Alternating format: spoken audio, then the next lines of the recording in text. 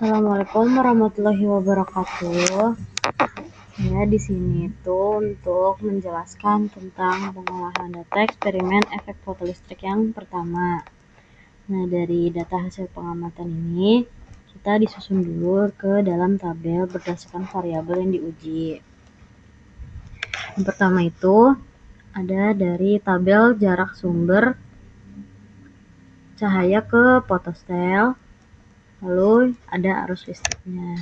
Nah, selanjutnya itu di grafik pertama, yang jarak sumber cahaya ke fotosel itu menunjukkan bahwa semakin besar jarak sumber cahaya, arus listrik yang dihasilkan juga bakal semakin kecil, yang menunjukkan bahwa intensitas cahaya berkurang saat jaraknya diperbesar, sehingga jumlah elektron foton yang terlepas juga semakin sedikit. Selanjutnya, di tabel kedua ada lebar slit terhadap arus listrik. Di sini ada lebar slit dalam satuan milimeter, lalu arus listrik dalam satuan mikroampere.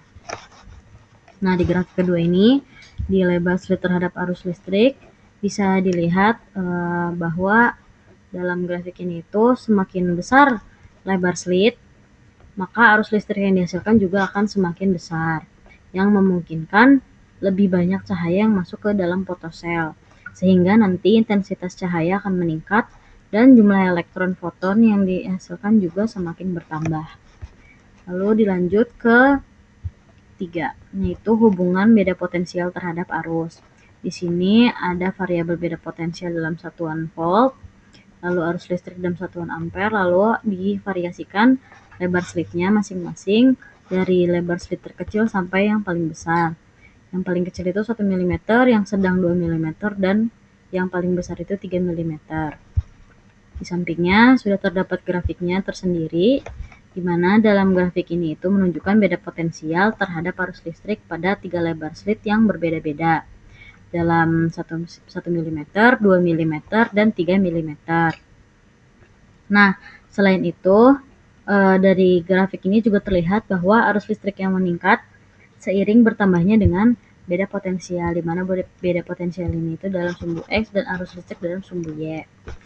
Nah, sehabis itu slit 3 mm juga menghasilkan arus yang paling besar.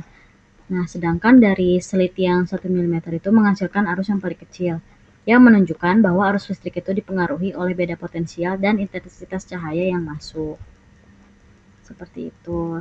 Yang slit 1 mm itu yang warna biru, lalu slit yang 2 mm yang warna oranye, dan slit 3 mm itu yang berwarna abu-abu. Lanjut kita ke selanjutnya yang keempat, yaitu panjang gelombang terhadap arus. Di sini ada warna filternya, terdapat merah, hijau, biru, dan violet. Panjang gelombang rata-ratanya diambil dari tengah-tengah 685, 53,5, 532,5, 472,5, dan 415. Lalu arus listrik dalam satuan miliampere. Lalu di sini bisa terlihat gitu kalau dalam grafik panjang gelombang terhadap arus itu bahwa semakin besar panjang gelombang dalam sumbu X, maka arus listrik yang dihasilkan itu malah semakin kecil yang dalam sumbu Y.